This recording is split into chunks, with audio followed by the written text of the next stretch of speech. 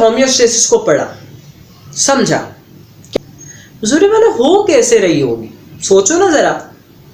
आज की इस वीडियो में हम यही तो देखेंगे कि होम्योस्टेसिस कैसे हो रही है, कौन से जराए हैं होम्योस्टेसिस के। ठीक है, तो चलते हैं वीडियो की तरफ।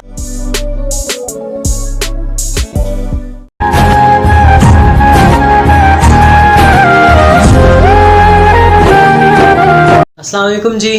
तो जल्दी आप लोग सीख गए होम्योस्टेसिस को, बहुत ही आसानी से हम लोगों ने सीख लिया कि होम्योस्टेसिस क्या होता है, इंटरनल एनवायरनमेंट को मेंटेन करना। ठीक है, आज की इस वीडियो में हम देखने वाले हैं कि होम्योस्टेसिस होती कैसे है। ठीक है, कौन कौन से जराए हैं हमारी बॉडी के अंदर जो होम्योस्टेसिस करवाते हैं। जराए, हाँ जी जराए। जराए क्या होते हैं, जिसको हम इंग्लिश में कहते हैं एस्पेक्ट्स। ठीक है, एस्पेक्ट्स ऑफ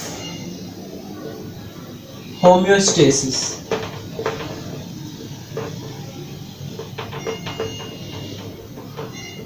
ठीक है, एस्पेक्ट्स ऑफ होम्योस्टेसिस। जराए कहते हैं कि जिनसे होम्योस्टेसिस चल रही हो। मैं खाना खाता हूँ, मेरा जरिया खाने का क्या है, दैट इज प्लांट। मैंने बहुत ही अजीब एग्जांपल दी, बहुत ही अजीब, बट स्टिल सही है कि एस्पेक्ट्स जराए हैं और होम्योस्टेसिस का जराए जिनसे होम्योस्टेसिस चल रही है। अब हम देखते हैं 3 मेन फैक्टर्स हैं होम्योस्टेसिस में जो मेंटेन करने होते हैं एज यूजुअल इंटरनल एनवायरनमेंट में। As water and salt content level, temperature, metabolic waste product maintenance, acid base system, pH level, ये सब चीज़ें तो फिर आगे खुद ही मेंटेन हो जाती है। 3 बताए ना, टेम्परेचर, वाटर कंटेंट लेवल, ये सब चीज़ें क्यों मेंटेन होती है इस पर तो हम देखेंगे। फिलहाल अभी हम पढ़ने वाले हैं एस्पेक्ट्स के बारे में कि व्हाट इज एस्पेक्ट, बेटा क्या है जो हम लोगों ने पढ़ना है। भाई अब हम देखते हैं, चलो एस्पेक्ट्स। फर्स्ट 3 एस्पेक्ट्स इसके मेन है। ठीक है बेटा, नंबर 1 इज ऑस्मोरेगुलेशन। इनको हम ब्रीफ डिस्कस अभी करेंगे और बाद में डिटेल डिस्कस करेंगे। थर्मोरेगुलेशन,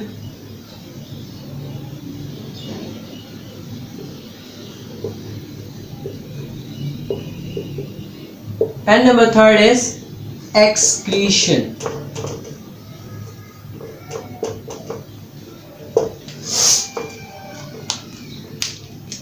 बेटा अब इन तीनों को एक एक करके देखेंगे, व्हाट इज ऑस्मोरेगुलेशन, थर्मोरेगुलेशन और एक्सक्रीशन। ठीक है बेटा, ये 3 जराए हैं जिससे होम्योस्टेसिस मेंटेन होती है, होम्योस्टेसिस होती है, इंटरनल एनवायरनमेंट मेंटेन होता है। ठीक है, एक एक करके पढ़ेंगे। फर्स्ट ऑफ ऑल ऑस्मोरेगुलेशन को देखते हैं। हाँ जी, ऑस्मोरेगुलेशन देखो बेटा, ऑस्मो का वर्ड होता है वाटर और सॉल्ट के लिए। ठीक है, ऑस्मो का वर्ड होता है वाटर प्लस सॉल्ट। ठीक है, और रेगुलेशन हम कहते हैं मेंटेनेंस को, ये बात तो आप लोगों को भी पता है। ठीक है, रेगुलेशन इज मेंटेनेंस। तो हम इसमें क्या पढ़ेंगे, वाटर और सॉल्ट की मेंटेनेंस हमारी बॉडी के अंदर, हमारे सेल्स लेवल के अंदर। ठीक है, ये सब चीजें हम पढ़ेंगे ऑस्मो रेगुलेशन के अंदर। सिंपल, सही है। चलो देखते हैं बेटा, एक कॉन्सेप्ट है जो आप लोगों को याद रखना, that is saw. Saw, SAW।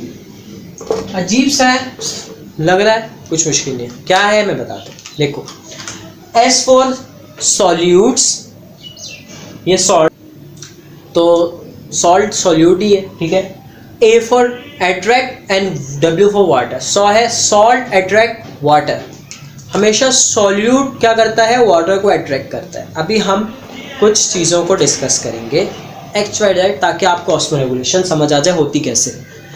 3 तरह के सॉल्यूशंस अभी हम पढ़ने वाले हैं। ठीक है, ऑस्मोरेगुलेशन के अंदर। ठीक है बेटा, गौर से समझिएगा, बाद में भी इसको अच्छे से समझाऊंगा। ठीक है, लेकिन अभी भी थोड़ा समझ लो। देखो मैंने एक सॉल्यूशन लिया जी हुजूरे वाला, एक बीकर ले लिया, समझो आसानी से समझाने के लिए। एक बीकर ले लिया और मैंने उसमें पानी डाल दिया, ठीक है। प्योर वाटर है, फ्रेश वाटर। बेटा फ्रेश वाटर वो वाटर होता है जिसमें सॉल्यूट्स कम होते हैं, और जहां पर प्योर वाटर होता है वहां पर एक बात याद रखिएगा कि वाटर पोटेंशियल, ठीक है, वाटर पोटेंशियल जो है वो अपना मैक्सिमम होता है 0। वहां पर वाटर पोटेंशियल 0 होता है। Pure water, fresh water, water potential 0 होगा, क्योंकि उसमें मैक्सिमम वाटर पोटेंशियल है, यानी उसमें मैक्सिमम वाटर के मॉलिक्यूल्स हैं, सॉल्यूट्स मिनिमम है। तो ठीक है, अब मैंने क्या किया, मैंने इसमें एक सेल डाला, ठीक है। मैंने क्या किया, मैंने इसमें एक सेल डाला। बट आप जानते हैं कि सेल में सेल ऑर्गेनेल है, और जैसे मैं गोल्जी बॉडी की बात करूं तो उसमें अपना सेल मेम्ब्रेन में, सेल वॉल में आयंस वगैरह होते हैं। तो सेल के अंदर हमारे पास क्या होंगे, सॉल्यूट्स या आयंस होंगे, ठीक है, कोई भी आयंस है, सही है, व्हाटएवर। अभी मैंने एक बात बताई आप लोगों को कि 100 का कॉन्सेप्ट याद रखना। 100 का कॉन्सेप्ट क्या है कि सॉल्यूट अट्रैक्ट वाटर। अब इसके अंदर आयंस है, सॉल्यूट्स है, क्या होगा जी, पानी सॉल्यूशन से निकल के अंदर जाएगा। क्यों जाएगा, क्योंकि इसके दरमियान एक डिफरेंस, एक ग्रेडियंट पैदा हुआ है, सही है।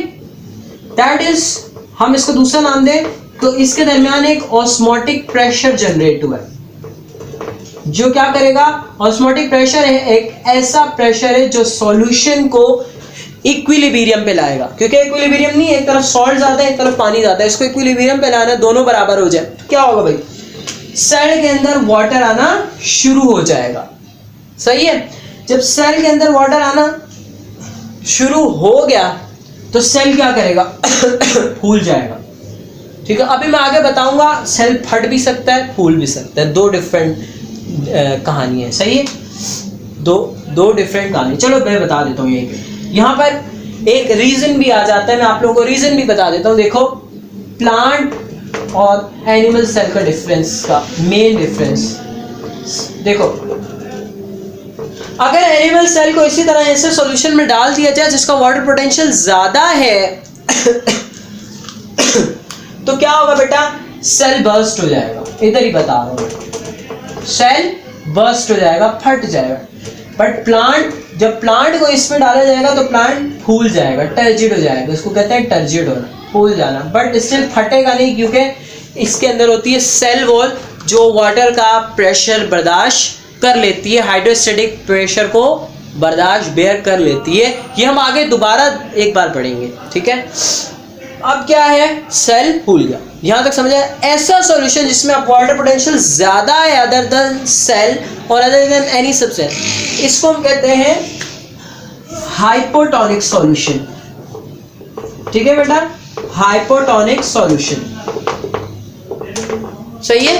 अब बेटा हम एक ऐसा सॉल्यूशन लेते हैं जिसमें सॉल्ट ज्यादा है, सॉल्यूट पोटेंशियल, सॉल्यूट ज्यादा है, सही है, यानी वही समझ लो आयन, सॉल्ट्स, ये सब ज्यादा है, सही है बेटा। क्या होगा, और मैं अब एक सेल डाल देता हूं अंदर, सही है, यहां तक बात दो, सही। अब क्या है बेटा, मैंने इसमें क्या डाल दिया, सेल डाल दिया। अब इसमें सॉल्यूट पोटेंशियल मैक्सिमम है, सॉल्यूट पोटेंशियल इज मैक्सिमम, सही है।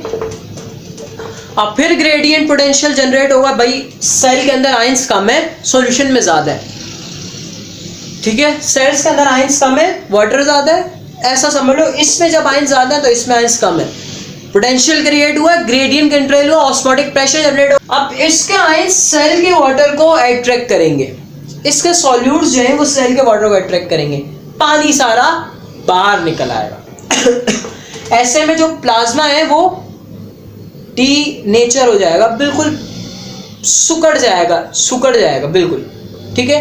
ऐसी कंडीशन को हम कहते हैं डीप्लाज्मोलाइसिस, जिसमें सेल जो है वो सेल का जो साइटोप्लाज्म है वो श्रिंक हो जाए। डीप्लाज्मोलाइसिस सुकड़ना, श्रिंक होने को कहते हैं। सही है, श्रिंक इज सुकड़ना, श्रिंक हो जाएगा, बिल्कुल ह्यूमन खत्म हो जाएगा, सेल का साइटोप्लाज्म बिल्कुल खत्म, सारा वाटर कंटेंट 70 to 90% सेल में वाटर होता है।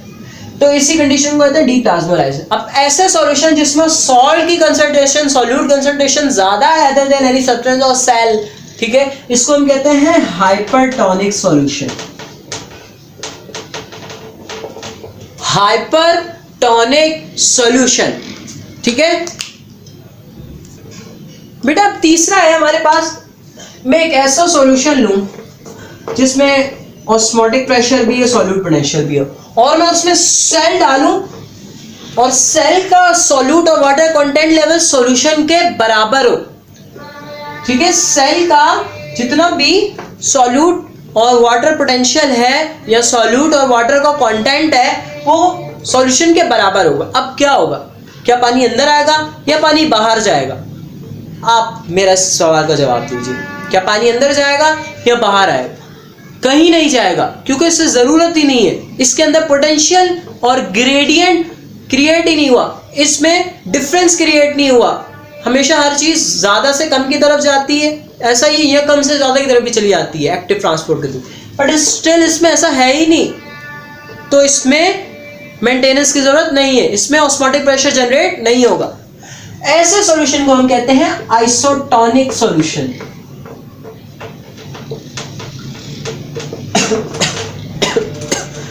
तो समझ आई ये थी। अब देखो, अब सीन क्या है, जो सेल के बाहर का फ्लूइड है ना वो हाइपरटोनिक भी देखा गया है, हाइपोटोनिक भी देखा गया। हमें क्या करना है, हमें वाटर और जो सॉल्यूट है उसके कंटेंट को मेंटेन करना है। तो कैसे, क्या करना है उसके लिए, हमें उसको बनाना है आइसोटोनिक, के सेल के वाटर कंटेंट लेवल बाहर के वाटर कंटेंट लेवल से बराबर हो जाए, ना वो हाइपोटोनिक हो ना वो हाइपरटोनिक हो। दोनों में नुकसान है। आपने देखा एक में सेल ने बर्स्ट कर दिया या फूल गया तब भी नुकसान है, और एक में सेल ने श्रिंक कर गया, सिकुड़ गया तब भी नुकसान है, दोनों में नुकसान है, ठीक है। तो ऑस्मोरेगुलेशन समझ आई कि कैसे होगी ऑस्मोरेगुलेशन में? इस तरह हमने क्या करना है, सॉल्यूशन को यानी बाहर के एनवायरनमेंट, इंटरनल एनवायरनमेंट के अंदर क्या करना है, आइसोटोनिक बनाना है कि सॉल्ट और वाटर का कंटेंट लेवल दूसरे सब्सटेंस सेल से बराबर हो। समझ आई? अब दूसरा हम देखते हैं थर्मोरेगुलेशन। बेटा याद रखना, टेम्परेचर मेंटेनेंस तो बहुत ज्यादा जरूरी है। थर्मो का मतलब होता है हीट भी होता है, और हम बायो में इसको टेम्परेचर भी कहते हैं। थर्मो हम टेम्परेचर, वैसे एक्चुअल में हीट है मगर heat is recognised by temperature. Regulation is maintenance. सही है बेटा?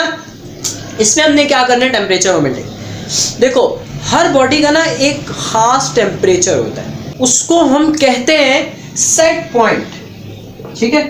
मैं आपको एग्जांपल दे देता हूँ जी हुजूर आला, हम ह्यूमन का एक सेट पॉइंट है, एक खास टेम्परेचर है जिसको बॉडी ने मेंटेन करना ही करना है, दैट इज 37 डिग्री सेल्सियस या 98.6 फ़ारेनहाइट, इसके करीब, ठीक है।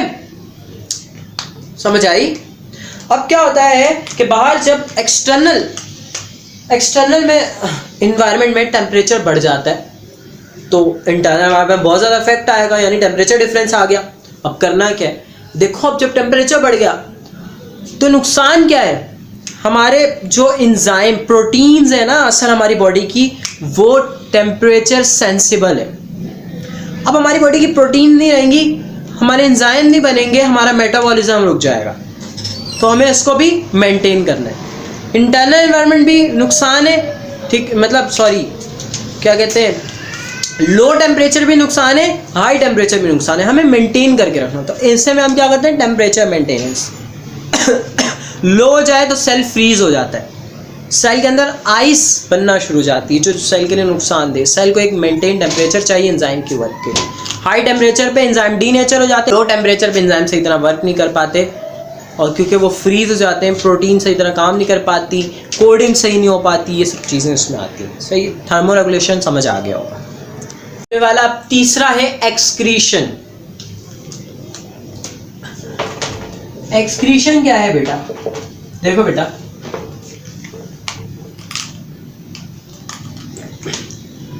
वी हैव अ सेल, ठीक है, इसमें हमारे पास कार्बोहाइड्रेट होती है, प्रोटीन्स है, लिपिड है, न्यूक्लिक एसिड है। बेटा ये हमारे सेल की डिमांड है, ठीक है। हमारा सेल क्या करता है? कार्बोहाइड्रेट लेता है, ठीक है। हमारे सेल ने क्या करना होता है? हमारा सेल करता है मेटाबॉलिज्म। हमारा सेल करता है मेटाबॉलिज्म। मेटाबॉलिज्म क्या है? किसी चीज का तोड़ना या बनाना। कैटाबॉलिज्म या एनाबॉलिज्म इज ऑल्सो मेटाबॉलिज्म। सही जी हुजूरी वाला। सेल क्या करता है? ये चार चीजों को तोड़ता है जरूरत पड़ने पर।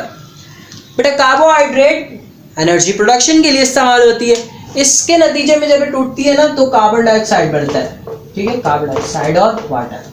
प्रोटीन जब टूटती है अमोनिया बनता है, यूरिया बनता है and uric acid something like, ठीक है। लिपिड ब्रेकडाउन होता है फैटी एसिड में, ठीक है, जो कि एक वेस्ट प्रोडक्ट है। लिपिड की ब्रेकडाउन से अब हमारे पास क्या बनता है? डिफरेंट और वेस्ट प्रोडक्ट बनते हैं, सही। और न्यूक्लिक एसिड से हमारे पास नाइट्रोजनस वेस्ट प्रोडक्ट होते हैं। न्यूक्लिक एसिड में नाइट्रोजन होता है तो नाइट्रोजनस वेस्ट प्रोडक्ट, ठीक है, बनते हैं। लिपिड से हमारे पास टूट के छोटे छोटे वो बन जाते हैं। यहाँ तक तो समझ आ गया होगा। सेल ने क्या करना होता है? इनको तोड़ना होता है, और जब ये तोड़ देता है सेल को क्या करना? अपनी एनर्जी लेनी है। ये क्यों तोड़ता है सेल? अपनी एनर्जी के लिए। चारों चीजें जब उसको एनर्जी मिल जाती है तो ये उसके वेस्ट प्रोडक्ट है, उनको इससे काम नहीं। ये हमारी बॉडी में रहेंगे तो नुकसान है। कार्बन डाइऑक्साइड हमारी बॉडी में रहेगी, नुकसान है। वाटर हमारी बॉडी में फालतू रहेगा, नुकसान है, एक्स्ट्रा वाटर नहीं चाहिए। अमोनिया हमारी बॉडी में रहेगा, नुकसान है। और ये सब चीज़ें, ये सारी क्या है? Waste product. हमें क्या करना है? इनको हमारी बॉडी से निकालना है। ये वेस्ट प्रोडक्ट है, ये अनवांटेड प्रोडक्ट है, हमारी बॉडी ने इसे हर हाल में सिक्रीट करना है, सही है। यूरिया है, यूरिक एसिड है, नाइट्रोजनस वेस्ट प्रोडक्ट कहीं, ये सब जो है ना हमारी बॉडी में इसको सिक्रीट करना है। ये हमारी बॉडी में रहेंगे, नुकसान का बायस। अभी हम यही बात पढ़ने वाले हैं नेक्स्ट टॉपिक के अंदर, व्हाई वी नीड होम्योस्टेसिस। ज़रूरत क्यों है होम्योस्टेसिस की? समझ आया? इन सब को क्या करना है? हमारी बॉडी से रिमूव करना है।